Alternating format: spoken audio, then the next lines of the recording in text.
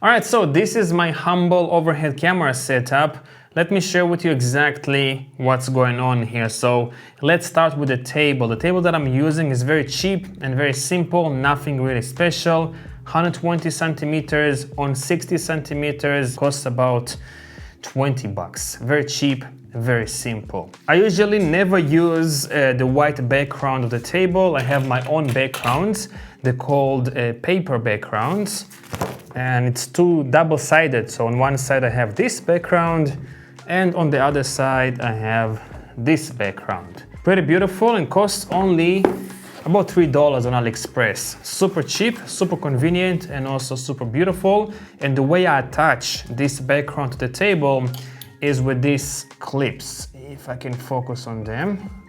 All right, and now let's move on to the actual overhead camera setup. So here on the sides, I have light stands, one here and one here. And in the middle, I have a crossbar. And this is basically a backdrop holder or a green screen holder. Basically, they use this thing to mount backdrops, green screens, and so on for photography and also for videography. But I use it for my overhead rig. It's very cheap. About 20 bucks. I bought the whole thing with two light stands and the crossbar. It goes up to 2 meters high, and also you can make it 2 meters wide.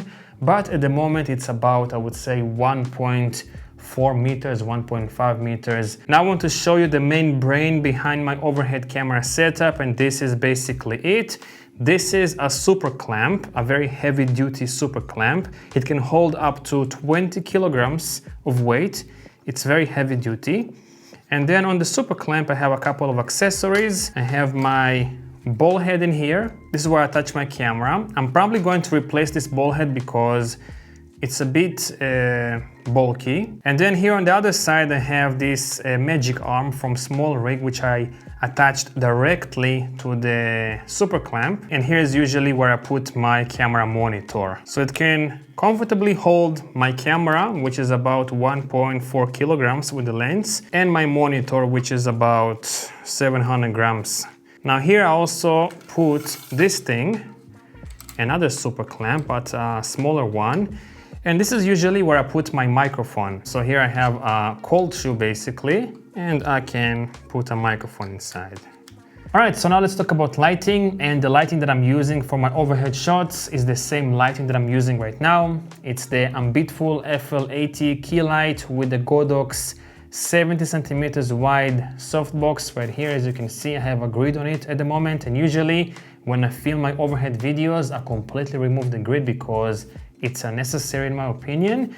And I also use this thing sometimes to add a bit of color to the shot. This is the Ambitful A1 Pocket RGB light, and I usually put it for the most part to tungsten or to something yellow orange because I like how it looks. And usually you will see it on the side of the shot like that, just giving a bit of splash of color to the shot, but it's definitely not necessary. Now, if you want to know exactly how I position my light, it's very simple. I usually put it as close as possible to the table to have the softest light possible, and also put it in the center of the table or in the center of the shot, facing a bit downwards, directly to the product. Now let's talk about the camera settings that I'm using on my camera for the overhead shots. First of all, let's start with the aperture. For the most part, I'm shooting somewhere between f5.6 to f8, depends on the size of the product. If the product is really big, I'm gonna put it to f8, maybe even higher. And if the product is pretty small, I'm gonna put it to around f5.6. And the reason why I'm putting the aperture so high and not really low is because I want the product to be in focus as much as possible. I don't want to have shallow depth of field, blurry backgrounds. I just want to focus on the product so I'll be able to see exactly what I am seeing with my eyes.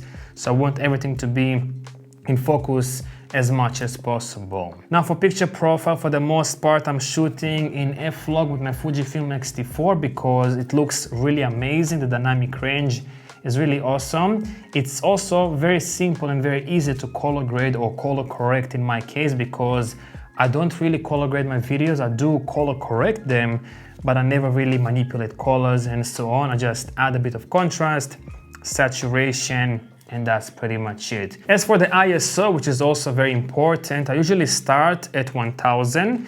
The base ISO on my camera is 640, but the reason why I go to 1000 is because I want to have the intensity of my key light as low as possible to make the shot look as soft as possible. So I don't want to bring the ISO low and then put the intensity of the key light really high and make the shot look really harsh and ugly. I want to bring down the harshness of the light, make it really soft, and bring the ISO to the maximum amount that I can just to make the shot as soft as possible. Now, to expose everything correctly, I'm using my OCT7 external camera monitor because it has features such as false colors, which is very useful to expose the shots, waveform, vector scope, and all the other cool features to expose the shots.